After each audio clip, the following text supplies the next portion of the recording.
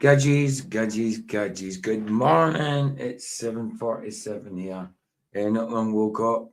I was flicking through YouTube and I come across a video about body language on Lee Harvey Oswald. When he was getting interviewed by the media after being arrested. And it's by Dr. G Explains. We've used him before in streams. And he's a body language kind of expert thing. And I'm not usually one for body language, and I do believe it reveals some things, but not all things. Not a lot of people put too much stock in the body language thing, but I do believe it does reveal things. But sometimes people go over the top with it. But this guy, Dr. G Explains, I thought it'd be interesting. I started watching the first few minutes of it, and it's interesting because in general, he doesn't tend. Some of the people that watch him, obviously, are in the conspiracies when it comes to crime and stuff like that. And he doesn't tend to always agree with them when things are a conspiracy or something like that. But so it'd be interesting to see what he says to do with the JFK thing. But I did watch the first few minutes, and it did prick my ears up to what he was thinking, because he doesn't tend to usually go for the conspiracy thing or what people think about it. It's just he just tends to go by the body language or whatever. So it's interesting to see what he starts saying about Lee Harvey Oswald. I don't know the ins and outs of it. I just know that I just know from what I think from the whole JFK thing is that Lee Harvey Oswald was involved, but I do not think that he was the shooter, but I do think he was involved to a certain extent. To what extent, I don't know, but I do not think he was a shooter in that book suppository building, getting 3 shots off or whatever, however many shots off in 6 seconds, was it 3, maybe a bit more, can't remember, but yeah, with the Mauser rifle that he had. So, I do think he was involved, but to what extent is a different thing. I just don't think he was a shooter. So, it'd be good to see what this guy's saying. Like I say, I watched the first few minutes, which made me think, I'll do a video on this instead and just react to it. So, we'll just get into it because, like I say, it's the guy, Dr. G Explains, doesn't usually, go for the conspiracy type explanations and that. So it's good to see what he's saying in this, being someone that's not so, someone that's a bit more impartial to it, he's not impartial to conspiracies and stuff like that. So it'll be good to see what he says about it. Like I say, I've already seen a few minutes, but let's get it up. So this one here, Dr. G Explains, we've used him before. But straight of all, I went into the first few comments in his comment section. I'll put it up a little bit bigger so you guys can see it. Right. So even the first few comments, right? Not that one. Much of America died along with JFK that day. That's fair enough. I'm not getting into the replies, but first few comments, I thought were interesting. Oswald didn't expect his CIA pals to make him the patsy. There you go. That's kind of where I'm at with it. With Lee Harvey Oswald anyway. Like, I think he was involved, but he wasn't expecting to be called the shooter, So, letting the government investigate itself is remarkably bad idea. Yeah, absolutely. Is that the Warren Commission? Yeah, I think it's the Warren Commission. My father was an officer in the Air Force at that time, and had always said that SOB, son of a bitch, Lyndon B. Johnson, did it. In his mind, it was never a conspiracy, just the fact. Well, I do think Lyndon B. Johnson was involved, absolutely, but I think there's still more to it than that. I think old Bush Sr. was involved somehow as well. The wink that Lyndon B. Johnson made after being sworn in was made while he was looking at Congressman Albert Thomas. Not interesting. Anyway, not everybody, because I haven't been through all, but the first few, and seemed to think there was something dodgy about the JFK event. assassination, which I'm sure a lot of people do. A lot of people believe the mainstream narrative. But I think by now, since it happened, that a lot more people that thought that way at one point are more wise to it now. Yes, there is still people that think the narrative that they give in the mainstream is what happened, but look, we know that's not true.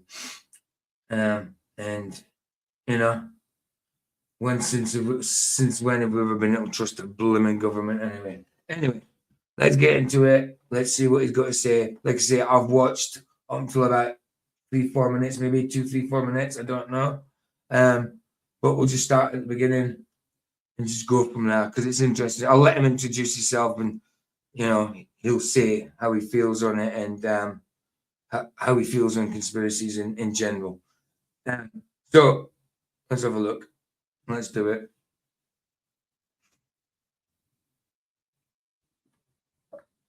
Hey everybody, Dr. G here. I'm a clinical and forensic psychologist as well as a body language expert, and today we're going to be analyzing behavior and body language related to the JFK assassination.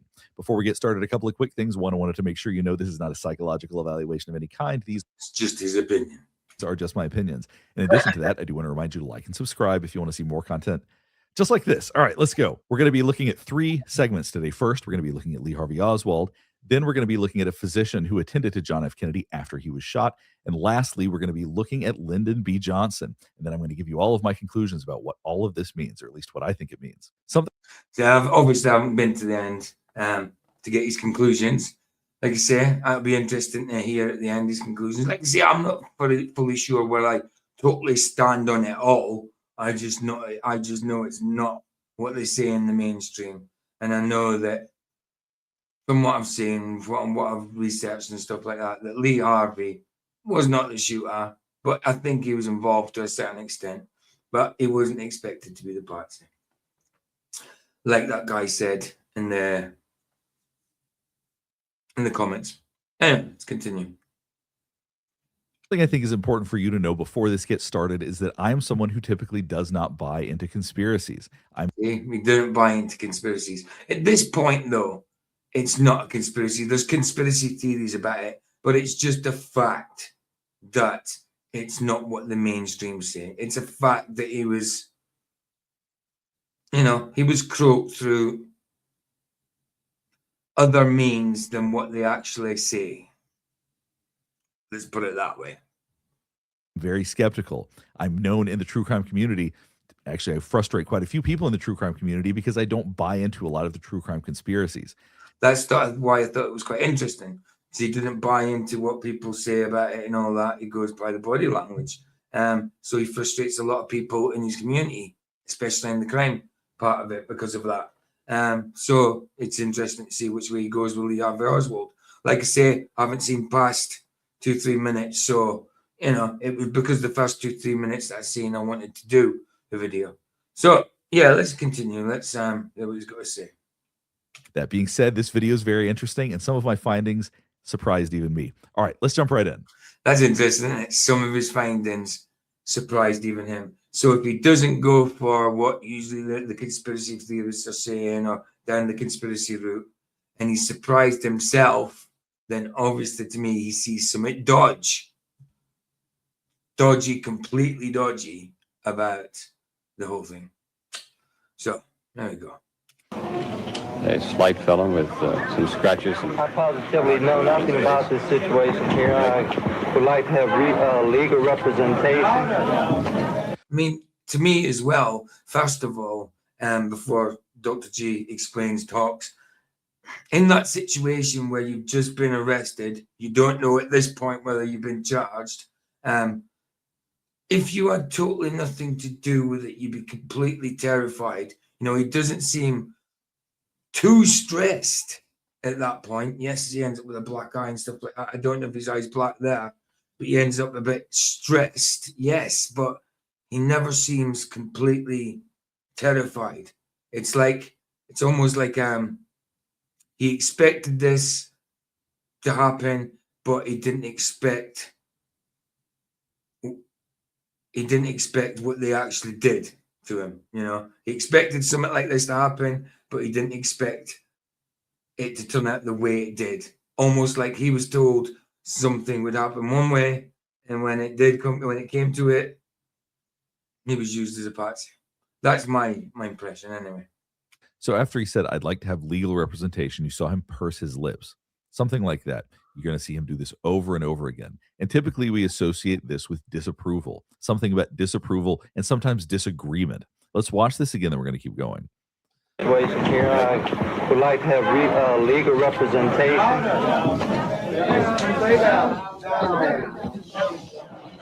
Well, I was. So there you see the disapproval again. And I want to highlight how strange. He does do that pursy lips thing, like fullback. Whether that means disapproval or not, I mean, I can understand why it would mean it. But I have seen him do that pursy lip things, like pulling his lips tight against his teeth.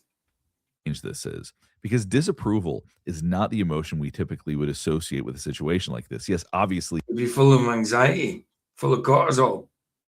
He disapproves of the idea of being arrested. Nobody wants to be arrested, but that's not typically what we see. We typically see surprise, shock, fear, anxiety. There's a lot of different things that we see, and we're not seeing those right now. What we're seeing is disapproval and disagreement over and over again. I'll get more into what I think that means as we go, but just understand that look right there. That's what that means. Well,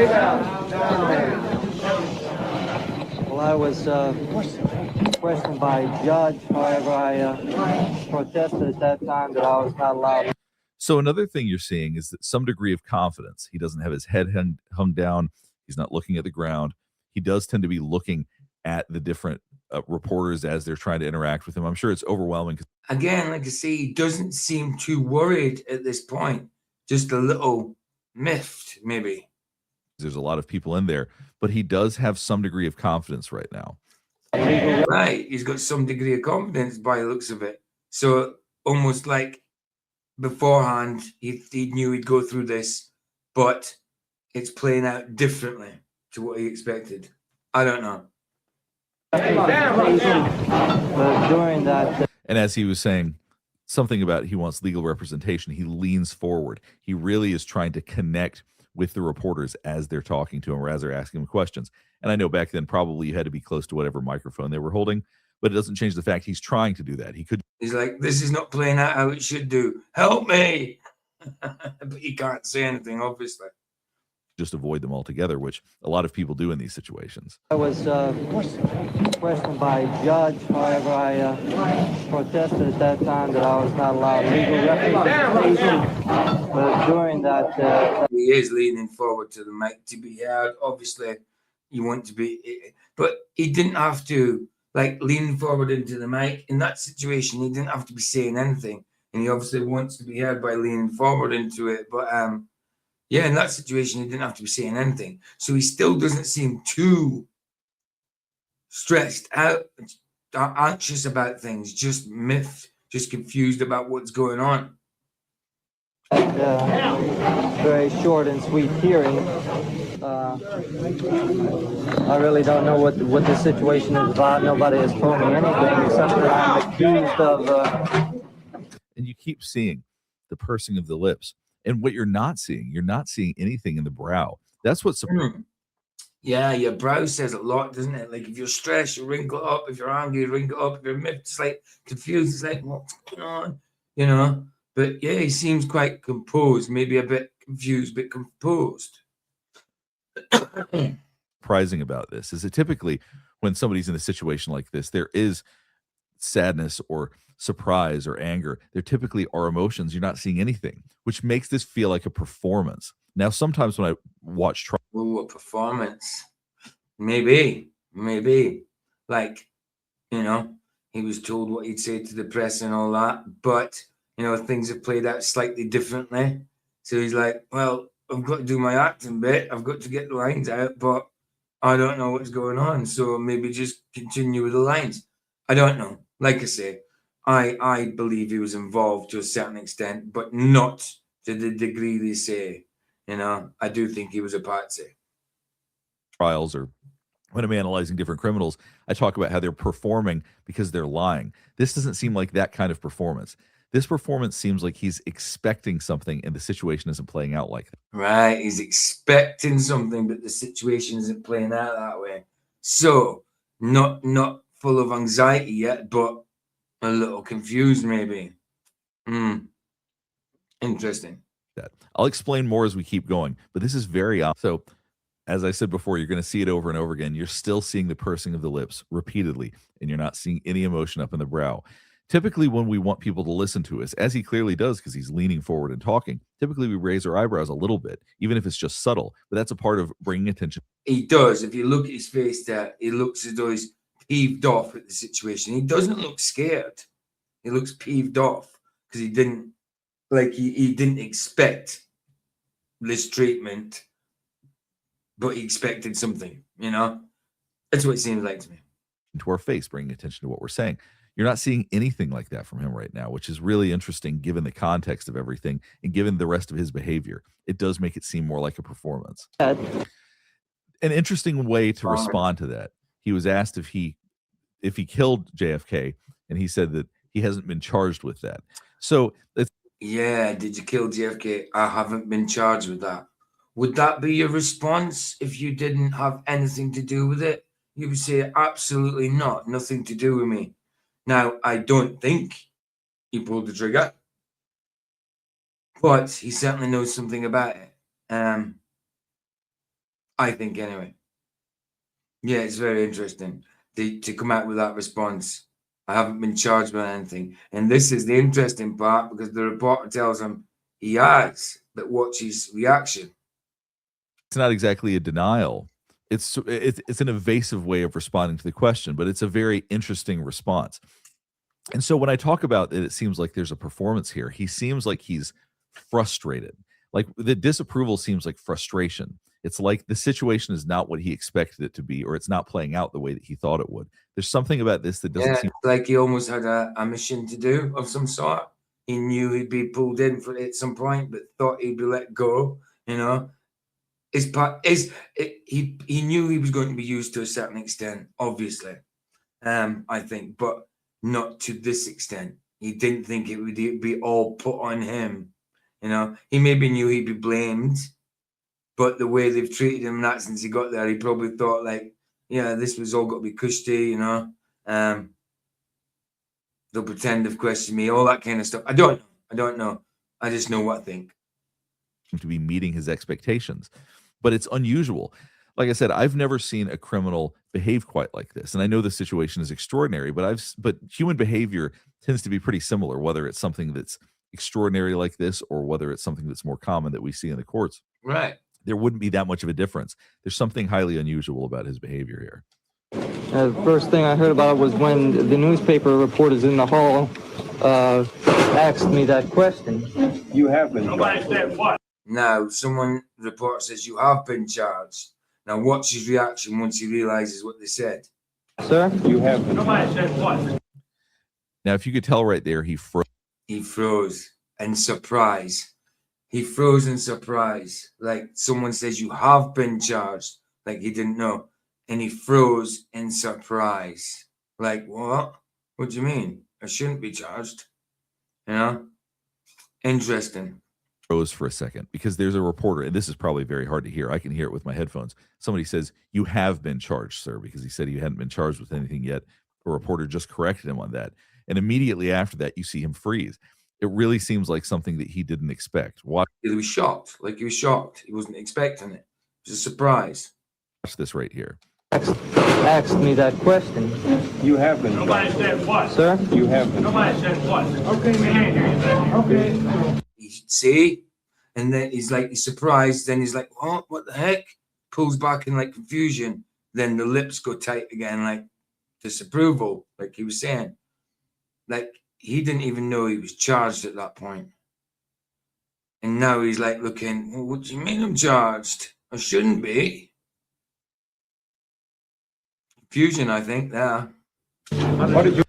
And then after he said, "You have been charged," you see that reaction. He tucks his chin in, backs his head up. Now, that's a very strong, visceral reaction. Now, when he tucked his chin in, that's a way to protect your neck because you're starting to feel defensive and you're starting to feel vulnerable. Yeah, it's I heard with body language, your neck's a vulnerable part of your body, so you try and cover it.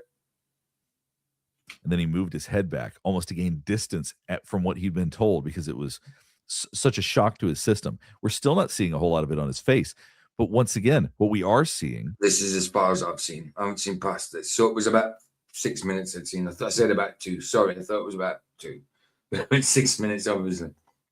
Is this disapproval, this frustration, which is an odd thing to feel right there. Yes, this would be a frustrating situation, but not like this. There would be all sorts of other emotions that we would anticipate seeing that he's not And showing. it's almost like he wants to bust out and say, "What do you mean I'm charged?" But he can't act that way when he thinks he's meant to be acting a certain way, you know? He thinks probably it'll be sorted out soon when he gets to wherever he's going, you know? He thinks he'll be sorted out, but little did he know, he'd be used as a patsy. Complete patsy. He probably knew he'd be used to a certain extent, but, you know, they double-crossed him.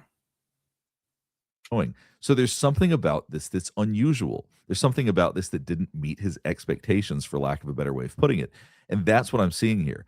So I do think there's It's like he was expecting something, but got another. a lot more to this than what we're seeing. The idea that this was just him and that he's a lone shooter and that he maybe did this on his own, based on this behavior right here, I'm finding very unlikely. There's certain See, and this is someone that doesn't go for your typical conspiracy theories, but you can definitely see that there's something going on here. It'd be good to see what he says about the rest of it, about Lyndon B and all that. We'll see. certainly seems to be more to this. And the doctor interview. You have. Nobody said what? Okay, man. Okay. What did you do in Rikers? Again, you can see that reaction. He's like, "What? What do you mean? I've been charged." I mean, usually when someone's charged, they know, but you know, in this type of situation, it's not normal, is it? It's not a usual situation. It's not common. So, you know, he's thinking it's playing out one way, and it's actually playing out another against him. A policeman hit me. That was Oswald. And he really seems to want to connect with the media. He does, because he's confused, isn't he? He's thinking that, oh, well, hold on, I knew this would happen, but this is not going the way I expected. So he's thinking, am I being double crossed now? So now he's trying to tell him how innocent he is. You know? So it's interesting how much he's looking at the media, connecting with the media. Sometimes in these kind of situations, people just want to get out. They don't. They hide from the media. They'll shut down from it. They'll turn their face away. They don't want to answer questions. I know I wouldn't. Tuck their head low. They just want to exit the situation. But for some reason, he seems to gravitate towards the media. He seems to connect with them. He's even looking at them on his walk out. So what did we just Suppose at the minute, if he's being double crossed, it's his only way to the public in a way, you know? see from Lee Harvey Oswald? Well, it seems that he was very Only frustrated. port of call. It's the only help at this point. He's against the government and stuff like that, you know, CIA or whatever.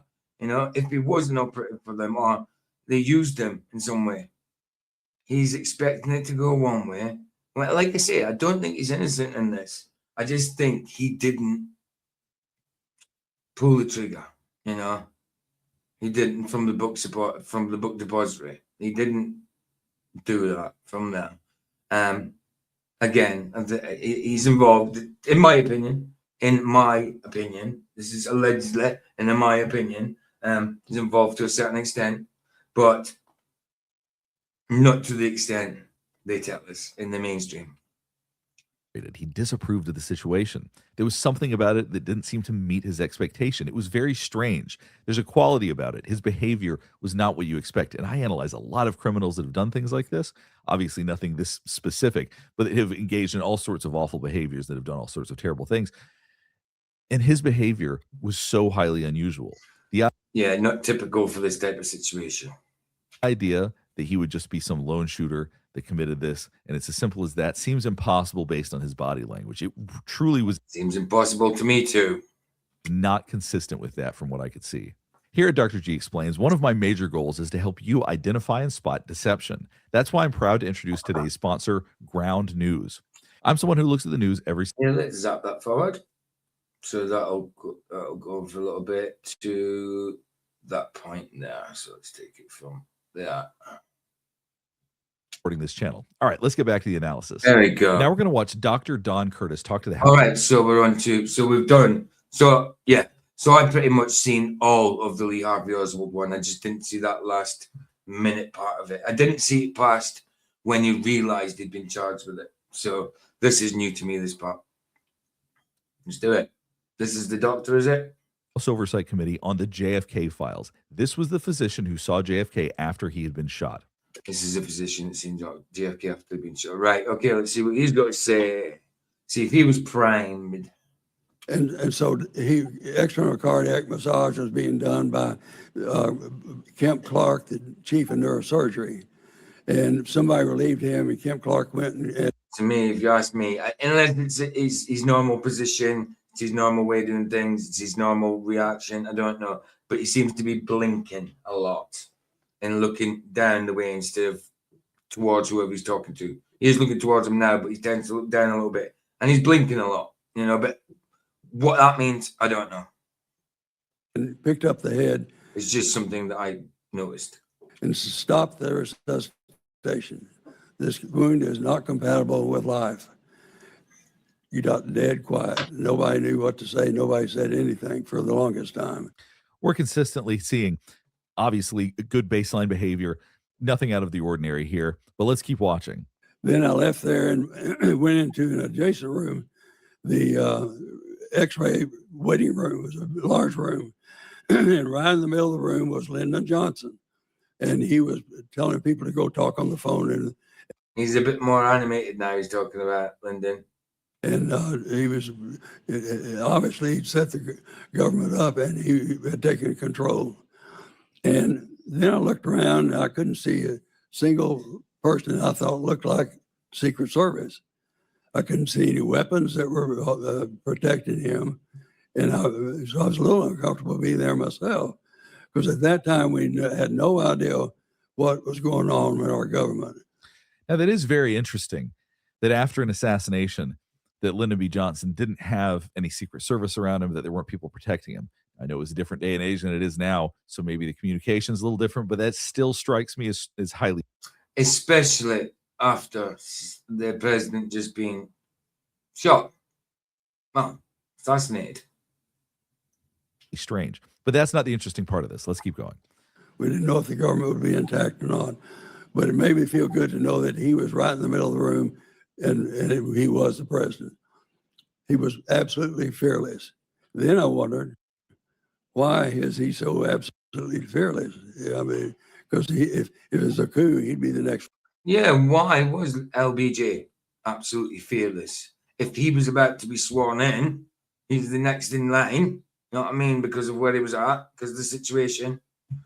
He was going to be sworn in as well, temporary for that point, I think, until however it works, you know.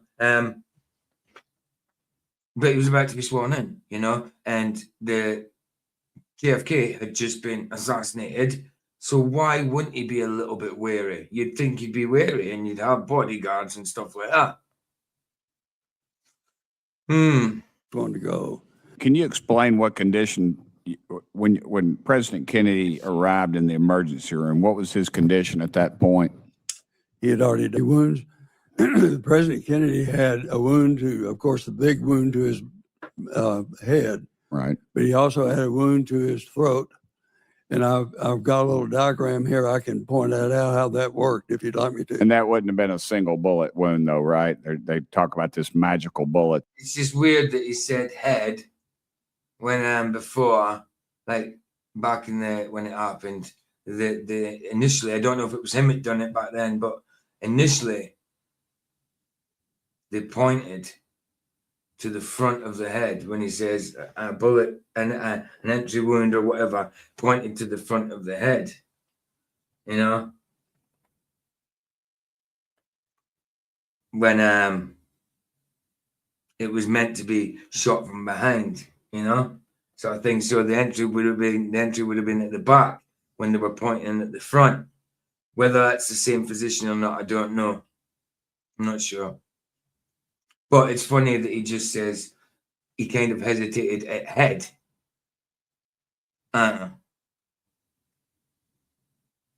that traveled. That would have been more than one bullet, you think? So the magic bullet, for anybody who's not familiar with that, it's the idea that a bullet entered one area, bounced around a few times, and exited elsewhere, rather than it being multiple bullets. And There's no way that's happening with a bullet. You know, and then it's going through two people as well as doing all this within JFK's body. It comes out and goes elsewhere too, into someone else. Yeah, don't think so. he had already been shot, and that wound to his throat would have killed him. It did kill him, because we know from the tracheostomy that we had to do that the bullet to his throat. So in essence, right now, what Dr. Curtis is showing, I don't know about that, because I remember when you see his throat getting hit, you see his hands go up. He's still alive at that point. Him obviously, it's got to be, it wouldn't be long, but then his head goes not long after, you know. So at that point, when I seen he was still alive, he was holding his neck. He wouldn't have stayed alive too much longer if it stayed at that, because he couldn't breathe. But, you know, he was alive at that point. Anyway, whatever. is that bullets entered from different directions. It would essentially be impossible that it was a single shooter. And as far as his body No way it was a single shooter. There was no way it was a single bullet, should I say. language goes, his body language continues to be And I don't believe it was a single shooter either. consistent. There are zero signs of deception right now. Obstructed the trachea, and so he had taken his last breath before that. Also, the bullet that Can you tell that? He'd taken his last breath before that? I mean, I'm sure they can tell in ways I don't know. I'm just wondering. struck President Kennedy in the temple killed him also, because he just removed about a third of his brain. Okay. And that was, It struck him in the temple. It struck him in the temple, but weren't they saying in the back of the head before? He was hit from behind. Now, how could he be hit in the temple if he was hit from behind? Weird. how many bullets did you say? 3 or That were 4? fired? Yes, sir. 4. Okay. And that was a bolt action Italian Well, carbine. 2 of the allegedly. bullets came from the front. Yes, sir. And Yes, that's sir. what- I know, but they were trying to tell us Don't- that Lee don't- Harvey Oswald Only, was the only same. bullets that came from the window were 2 bullets. So as he claims, Some came from the front. So how could it have been Lee Harvey Oswald on his own, lone gunman, doing it from behind? From the book depository. Yeah. bullets came from 2 different directions. This is somebody who saw JFK's body directly after he had been. And that's not in the original report, is it, though? That they come from different directions. It's all from Lee Harvey Oswald, from behind, apparently, allegedly. Which is not true, obviously. shot. Whether or not you agree with his findings, he absolutely believes what he is saying. And I Fair play to him. He's saying that they're coming from different directions. Like, say that blinking thing at the start is just something I noticed. It could just be he's old, you know. I was just saying it was something I noticed. But yeah, fair play to him. He's certainly saying that there was other directions, other vectors that these rounds came from. think that lends some very interesting credence to the fact that there is more to this than a single shooter. Right. Absolutely. Fair play to him. Now we're going to go on to Lyndon B. Johnson. This is where things get LBJ, here we go. really interesting. Now we're going to start by looking at a couple of pictures, then we're going to move on to a very interesting video, but I had to show you these pictures because I think they are fascinating. Now, look at this picture right here. The way that I found pictures of LBJ and JFK is I just did an internet search, saved a first handful of pictures I found. I did not go hunting for ones that I thought would be interesting. I literally chose the only ones where they were not literally posing for presidential pictures. If you look at this right here, look at the body language between the two of them. Lyndon B. Johnson has his arm on his leg, trying Leaning forward, yeah. And if JFK's a little bit sat back. to take up as much space as possible. He's leaning forward. He's staring down JFK. Kennedy, as you can see, looks like he's leaning back. He's disengaging. He seems, if anything, this body language says that he does not trust Lyndon B. Johnson. He does not trust LBJ. I mean, I don't think President Kennedy's the martyr he was made out to be, obviously. But yeah, he didn't like LBJ look. I mean, this is a photograph, but you know, it certainly rings true to me. Now, I know this is a single picture. That's where we're going to go through some more. But look at this, the way that he's leaning back. This is someone who does not like the person he is talking to. It seems very clear that at this point, Can you blame him? John F. Kennedy does not like LBJ. And I know there's a lot of President Kennedy supporters out there, and that's, you know, I don't trust any part of government. I don't trust any president, any prime ministers, or anything like that. But you know, yeah, I can understand to a certain extent why the public liked him back then, and they remember exactly where they were when it happened, because he seemed like a good dude, that he was doing the right thing and that. But to me, I think they're all finger puppets. They're all finger puppets, you know, for Satan. And if you look at Lyndon B. Johnson, he looks like someone that wants to be in absolute control in that picture. That's what that body language says. His legs are wide open. Look how much. It does look like JFK is disengaged, and he's like, yeah, what's this dude talking about? Yeah, get out of my sight. Space I'm going to take up. Look how important I am. And as you can see, Kennedy does not seem to trust him, nor does he seem to particularly like him. Every part of him seems to be revulsed by him and is trying to back up. Now let's look at another picture. Now, if you look at JFK's face right here, like he looks like he's It looks like a fake smile, if you ask me. happy. He looks, he's smiling and whatnot. But look like at the a fake position of his smile. body. Once again, backing away from Backing away. Yeah. So to me, it looks like a fake smile, to be honest. Lyndon B. Johnson. Seems to be some really genuine and unconscious. He's mouth smiling, but his eyes ain't smiling so much, you know. But Lyndon B is not smiling either, but he does look like he's got a smug look in his face. Conscious desire to get away from him. Seems like he's backing up from him. It's very interesting that the dynamic between these two does not seem to be a pleasant one. Here's another picture of them interacting, as you can see. Oh, with his wee, that's his little brother there, isn't it? It's his wee brother. Oh, Bobby boy. John F. Kennedy with his hands on his hips. He's taking up as much space as possible. It's a Oh, no, it's, or is it? Is that his brother, or is that not his brother? confrontational pose. Right now, it seems like there is a power dynamic between the two of them, a power struggle, so to speak. And it seems like right here, rather than backing away, it seems like a dominant posture from JFK. But what we can see from these pictures, just a few random pictures that I found of them online, it doesn't seem like they're comfortable with each other at all.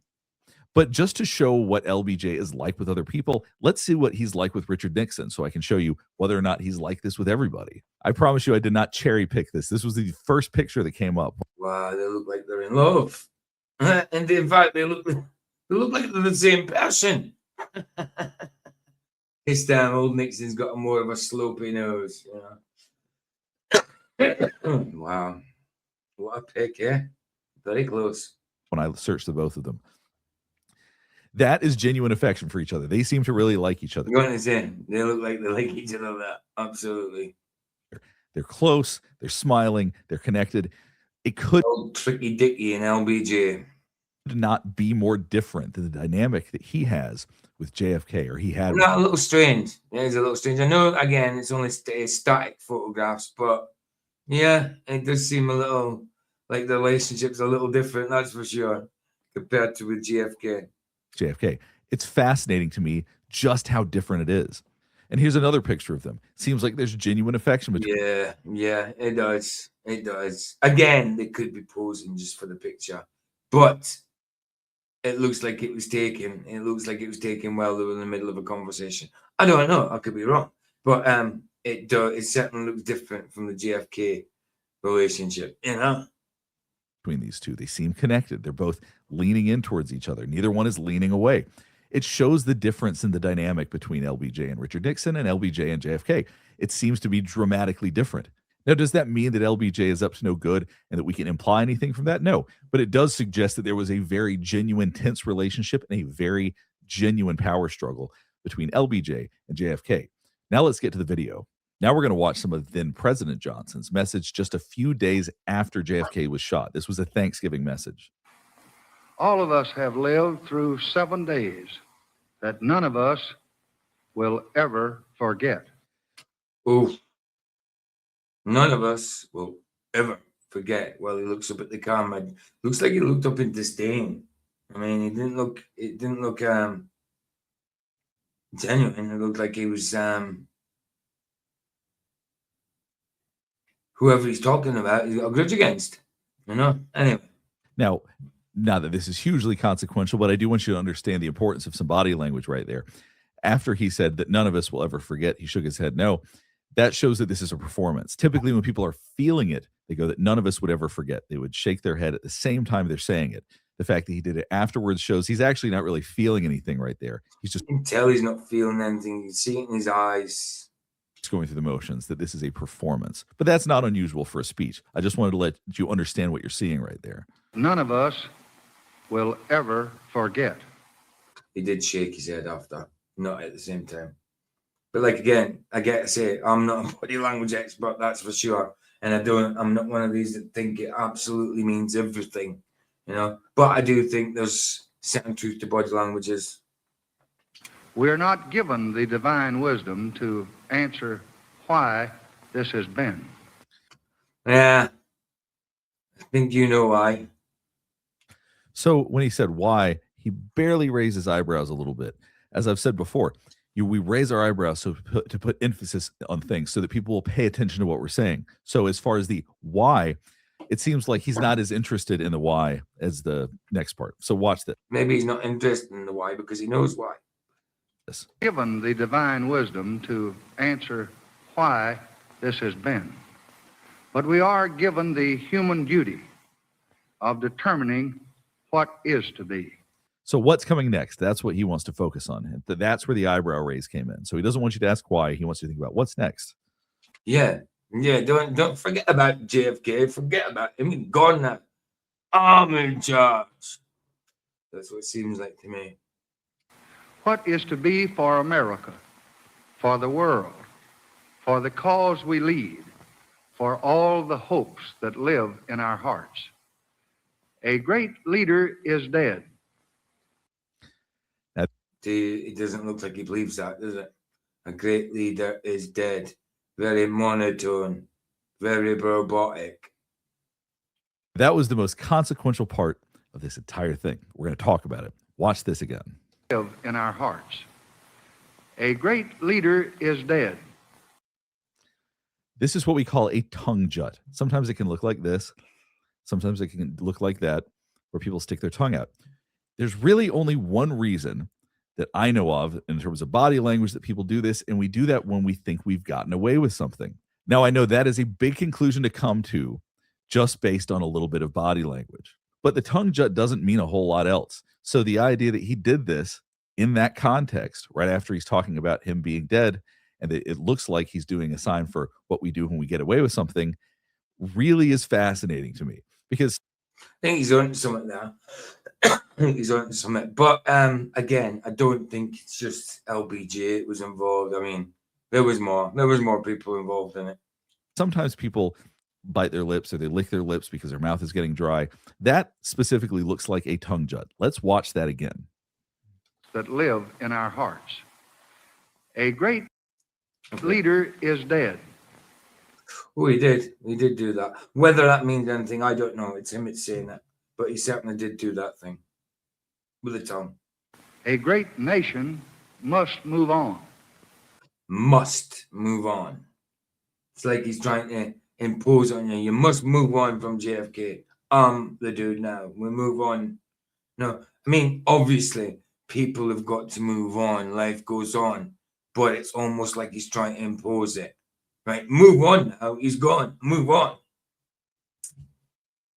Yesterday is not ours to recover, but tomorrow is ours to win or to lose. Tomorrow is ours to win or to lose. What does that mean? Win what? Lose what? I am resolved. Now, as he was saying, to win or to lose, that seemed intentional. So the performance aspect, he has some idea that he needs to use his body language, which lends credence to the idea that sneaky tongue jut was truly an accident. Watch that again. A great leader is dead.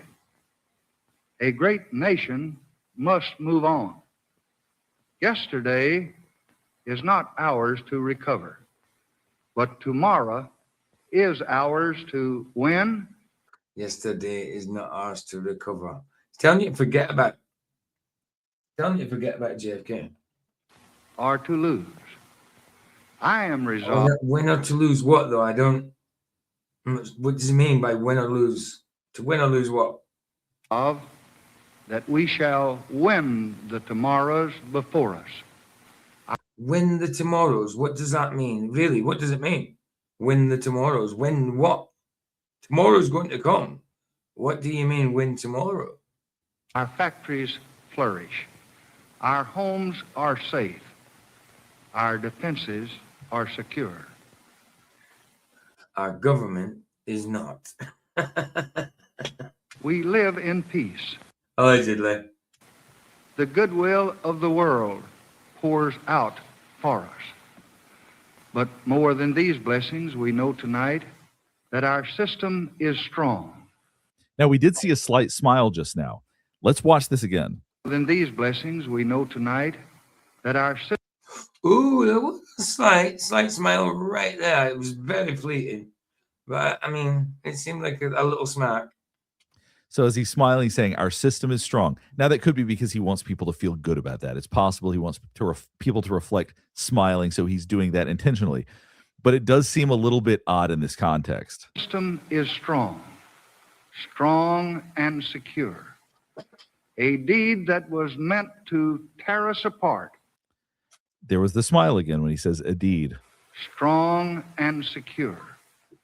A deed that was meant to. Probably because the deed he's talking about, it was involved in to a certain degree as well. Well, to a big degree, but, you know, I think there was a lot more people involved. Tear us apart. So as he's saying a deed that Well, was there had to be a lot more people involved. meant to tear us apart, there is a slight smile. Some people call it duper's delight, potentially. Secure. A deed that was meant to tear us apart has bound us together. So once again, it's possible that he's smiling intentionally, saying that it's bound us together rather than tearing us apart. It doesn't change the fact that the context of it seems odd. Well, I think he's being tricksy. Odd to me to smile there, but maybe that's intentional. Our system has passed. You have passed a great test. On Saturday, when these great burdens had been mine, You have passed a great test. Funky words. only ours. The first two citizens to call upon me and to offer their whole support were Dwight D. Eisenhower and Harry S. Truman.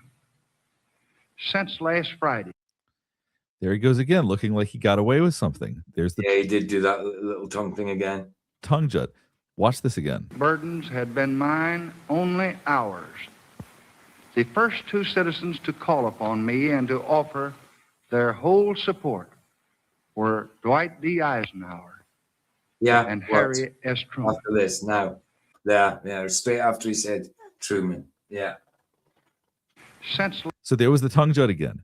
Now, that tends to be what we do when we get away with something. The only times he's done it when he's talking about the assassination. So you see it again. I personally find it fascinating because there really is not a good explanation for a tongue jut other than people do it when they think they've gotten away with something. I don't know another explanation for that. Body language wise, you could say that maybe he's trying to. Another reason I could think is if your mouth's getting dry, your lips are getting dry. And another reason for your mouth getting dry, your lips getting dry is lying sometimes, you know.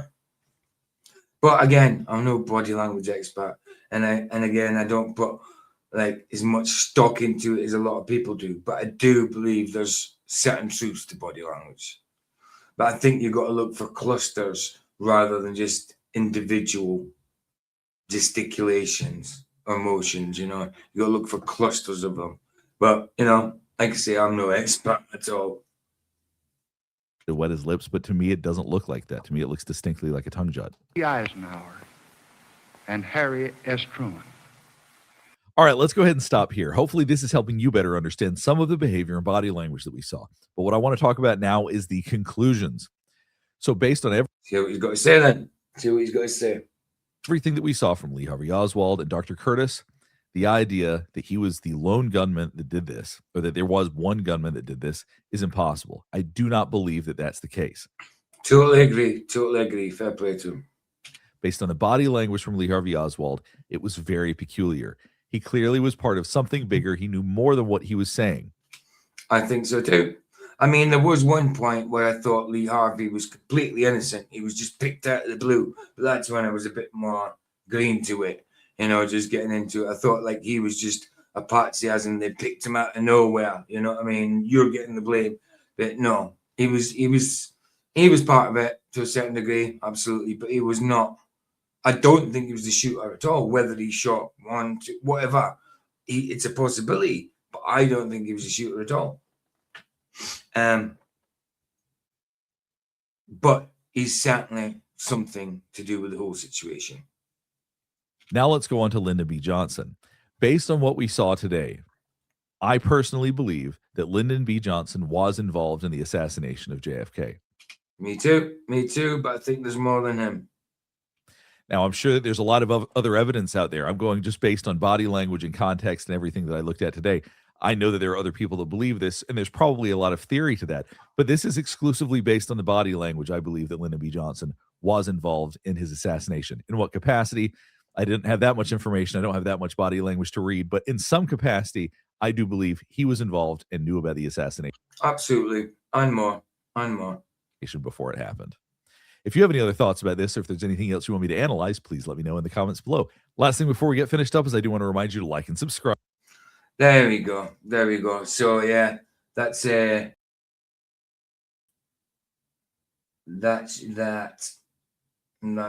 So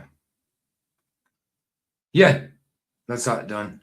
Yeah, I just thought that'd be interesting. I started watching that. It's just woke up, started watching it, thought it was interesting. I thought, let's do a little video on it. Like I say, I'm no body language expert. You know what I mean? Never even studied it. But you can see certain truths within body language, without a doubt. And again, Lee Harvey, I do think he was involved to a certain degree. I've said it all the way through, but I just don't think he was the lone shooter, if he shot at all, which I don't think. It's a possibility, but I don't think. I think there was more professional shooters there, and he was just the patsy. And I think he knew to a certain extent he'd be blamed, or be blamed, but then he possibly thought he'd be let go. He would be someone that they pointed to for a while until they found somebody. You know, I don't know, but I do think he had more to do with it than what some people think. But I do not think he was the shooter. And he certainly wasn't the lone shooter if he shot at all. You know, that's my thoughts on it. But I'll get this out as a premiere, guys. I just thought it was a little bit interesting. So something different. Why not? Bless, guys. I'll see you on the live. Here the sun sets free. It's free. Indeed. Hope you enjoyed. Ta-ta.